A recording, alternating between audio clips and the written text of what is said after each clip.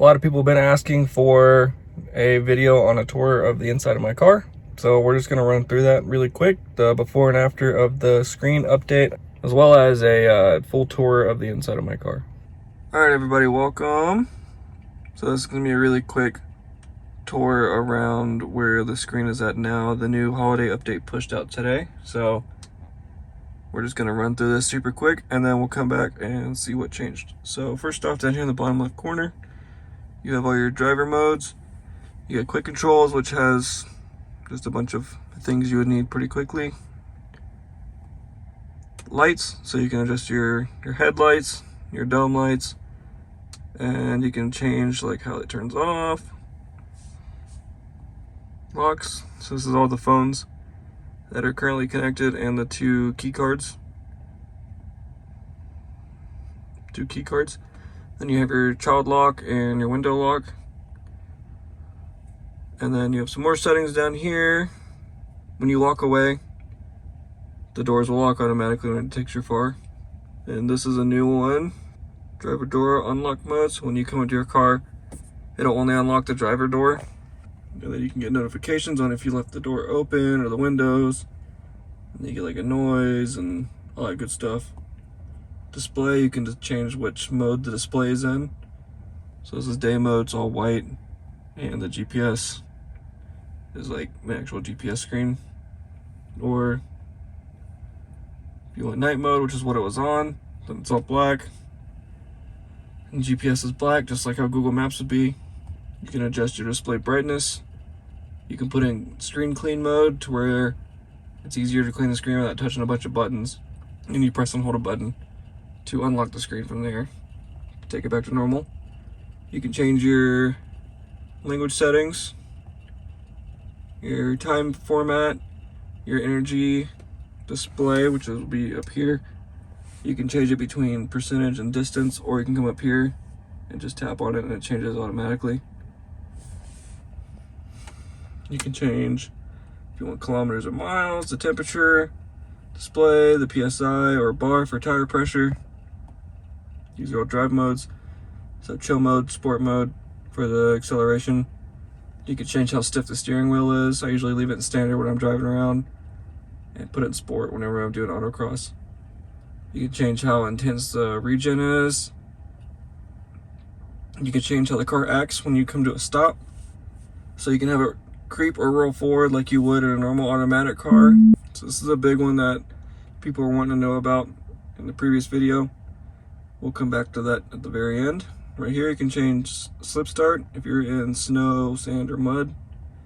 Here's all your autopilot settings. This is where you can request for access to the full self-driving beta. Navigation, this is all your navigation settings.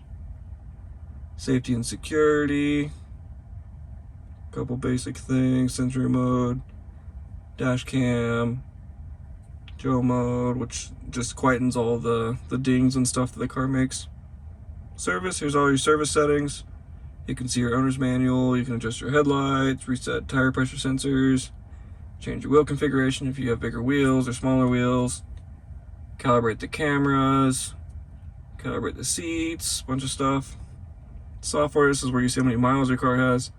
You can see if it's a dual motor with the red performance line, you can see your VIN.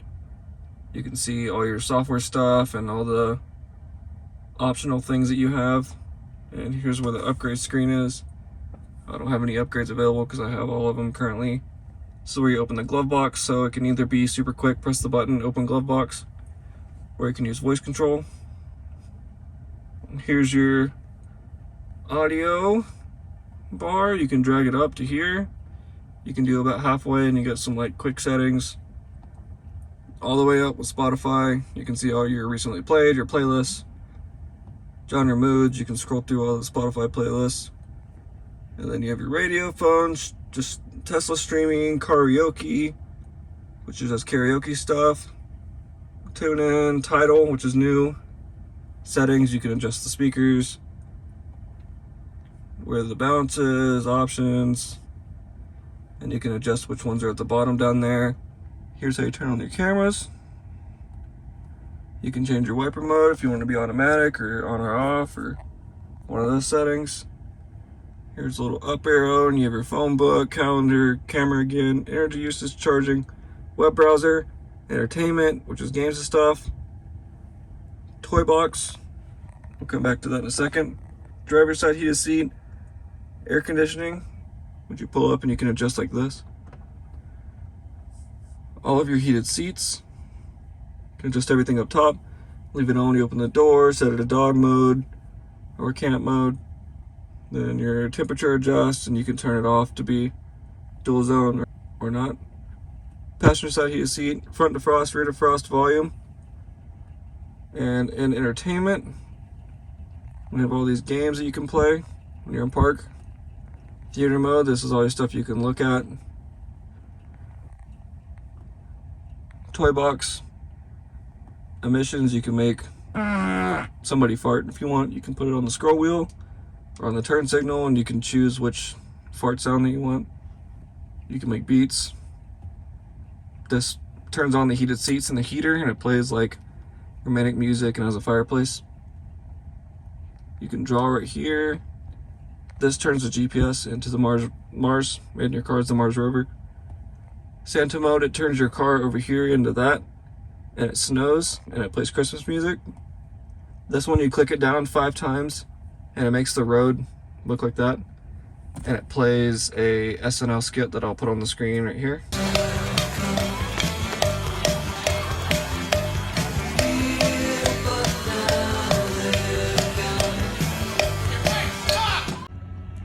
You can unlock and lock the doors, your time, temperature, driver profile. I have a couple in here.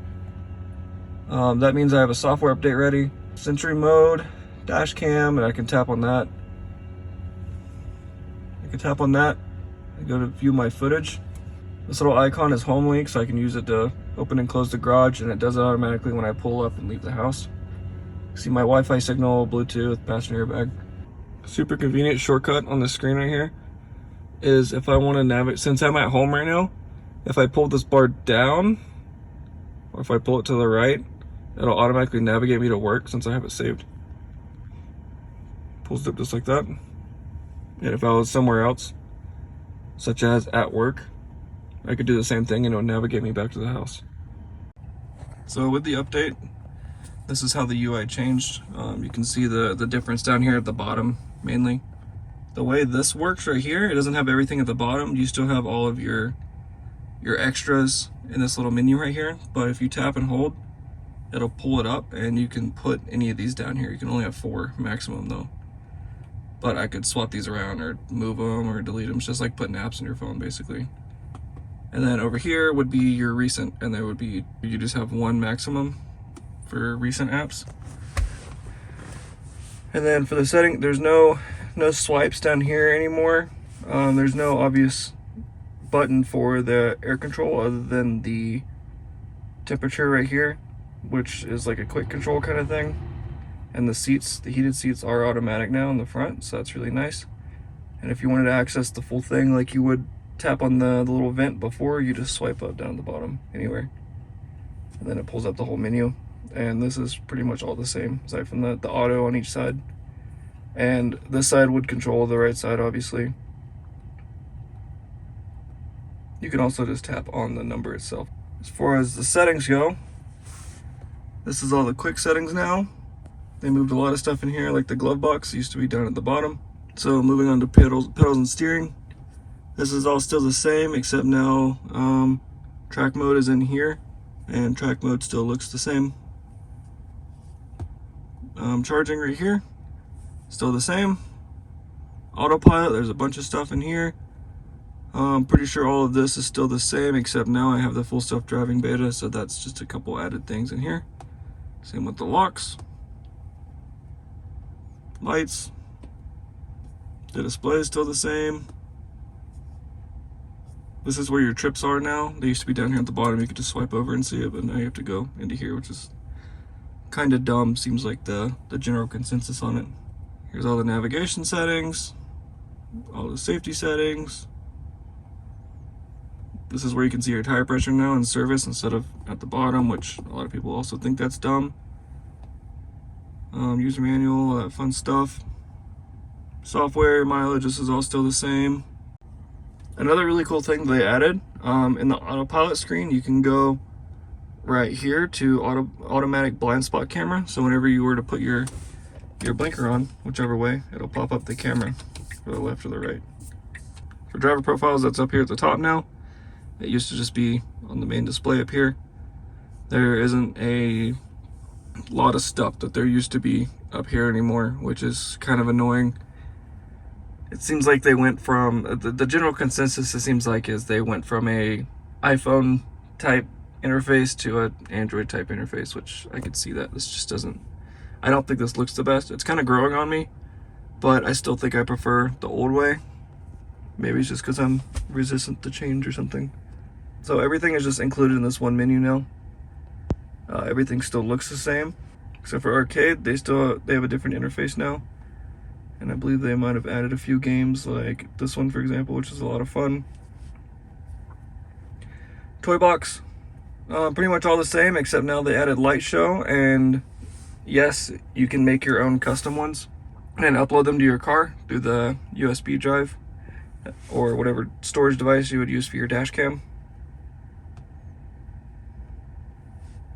Browser, Bluetooth, which is now in here now instead of with the music. Another really cool thing that they added with the update is whenever you open your audio settings right here, you can adjust the subwoofer.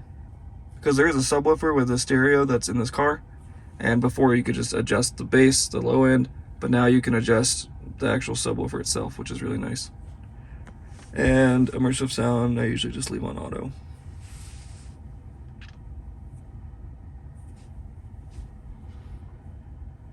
Nothing is really too new aside from that and the obvious display changes.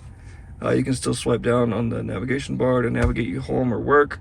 One thing it's really annoying is since I have this on the satellite view when I'm driving, whenever it switches to night mode, it doesn't automatically switch it over to the dark version of this like it used to. It just leaves it as the satellite mode, so I have to do it manually. I don't really drive too much at night, so it's not that big of an issue, but when it is, it's kind of annoying.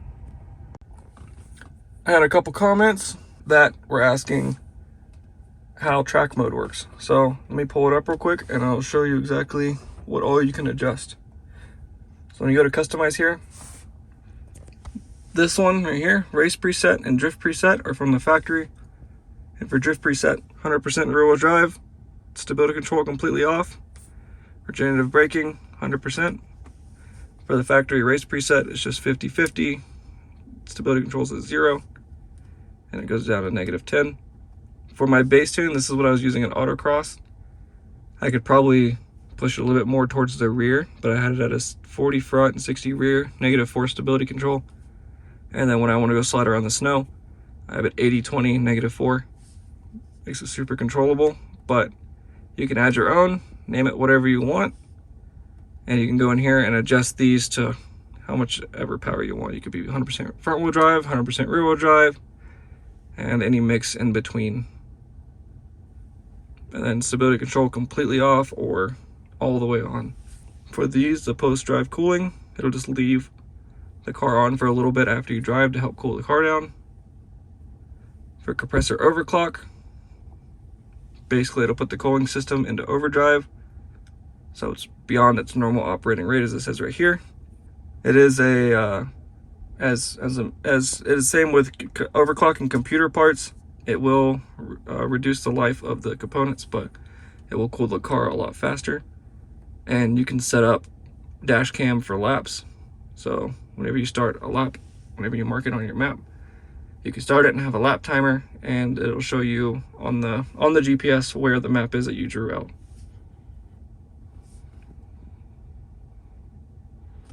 If we turn it on, you can hear the fans kick on.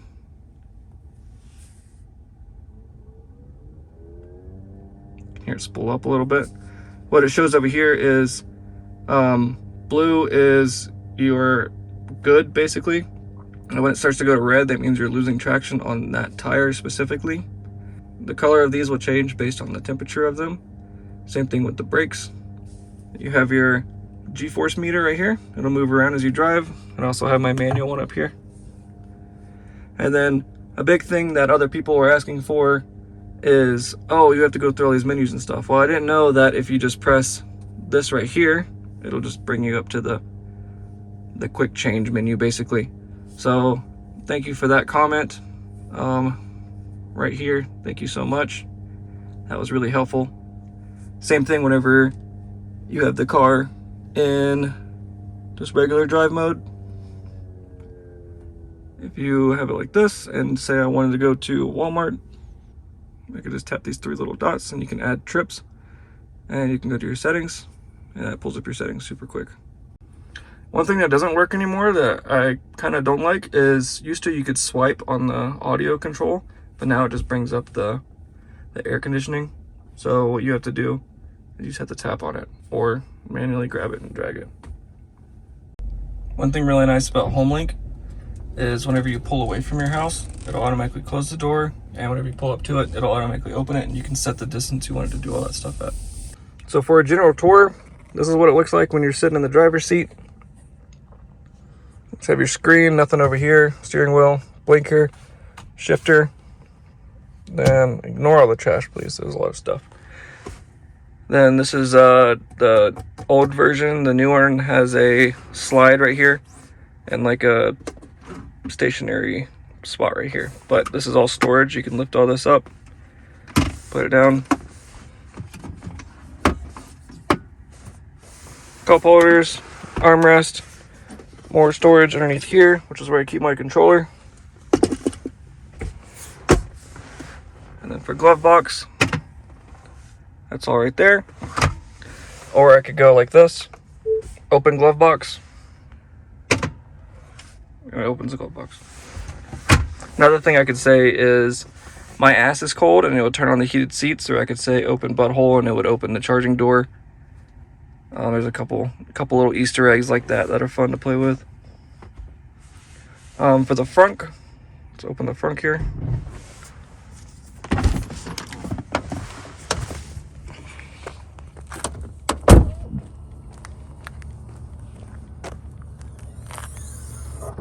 That's what the front looks like. Pretty basic, I would say. It's just a little storage area. There's nothing under there. It's just Velcroed down, basically.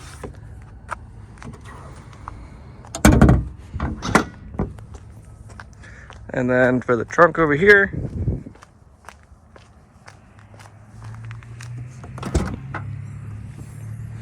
got all my snowboarding stuff back here. You can see about how deep it goes. I have to fold the seats down to put my snowboard in here, but that's normal. So underneath all of this garbage that I have in here is another storage spot that I keep my jack pads in, and this needs to be vacuumed, good lord. Keep my jack pads in here, and I'm gonna put a couple like roadside safety tools in here eventually.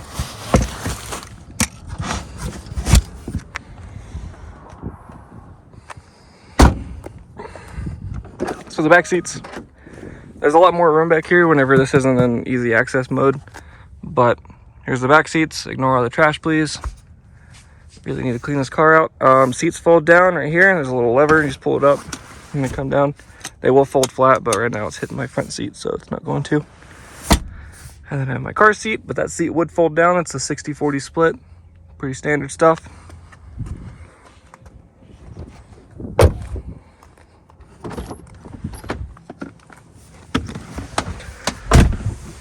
Door pockets, pretty spacious.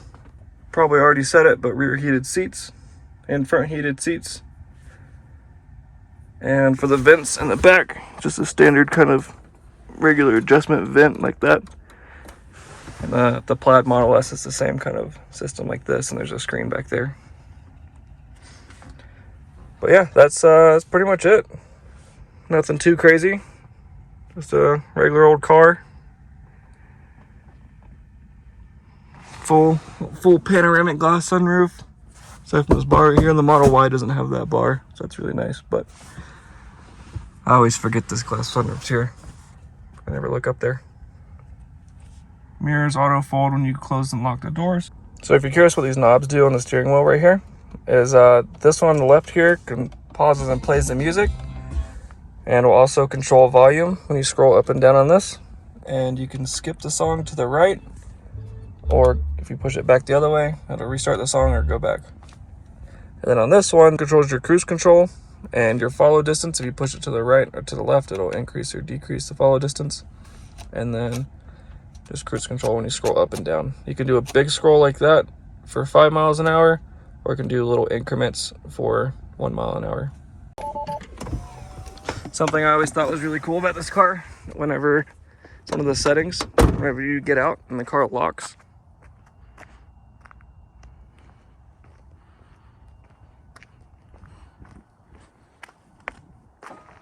it'll put all the windows up for you. And I have the mirror auto fold turned off right now just because it's cold out and I don't want to accidentally mess them up by folding them if the mirrors are frozen. This is the only physical key that I have. It just says Tesla on it, and it has like instructions on the back. I just use my phone as a key, so I don't actually need it. But if you were to unlock the car with the key, you just put it underneath the mirror right here. And then to start it, you would just set it right here behind the cup holder and it will start the car. But I just use my phone, so my phone is the key for the car. So I don't actually need this, I just have it on me just in case, basically. So since I have full self-driving, this is what the new visualization looks like, and you can make it full screen if you wanted. So we're gonna do that real quick, and I'll show you how to activate autopilot / full self-driving. Okay, so if you're driving, you just click down on the shifter here twice. Once we'll do cruise control, twice we'll do autopilot, and you can see it picking up everything on the screen over here. And it'll take us around this corner here.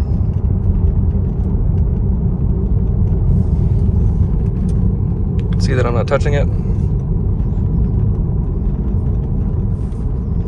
The screen will flash blue if it wants you to put a little input just to make sure that you're paying attention. And the interior camera is activated, so it will track my eyes to make sure I'm paying attention, so hopefully I don't get a strike for recording this while I'm driving. And you just tap the brake to take it off of autopilot. Just for funsies, let's set up a quick new track mode setting. We're gonna name it winter tire launch, and we're just gonna leave it 50-50 and regenerative braking 100%.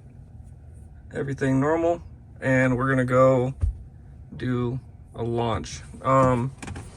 The reason I'm setting it up this way is because I have winter tires and they do not like to grip on launches. They'll just spin and traction control will kick in and slow me down. So we'll try to do a launch with track mode on and see how it does. Okay. So 3, 2, 1. There's a car coming, so I shouldn't go full speed. But that was a lot better of a launch than it would have been without track mode on, just to say the least. You can see we almost pulled a full G on that launch. Okay, thank you everybody for watching. I hope this video was informative enough. If you have any more questions about anything on the car, feel free to leave a comment and I'll get back to you as quickly as possible.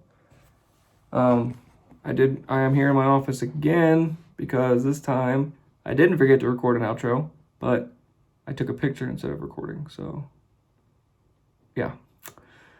Well, keep your eyes peeled because next weekend there'll be a new video on the Subaru with a general review, just some driving around, and my plans for the project and where we're going to be taking it first. So that'll be next weekend. And yeah, thank you everybody for watching. Have a great day.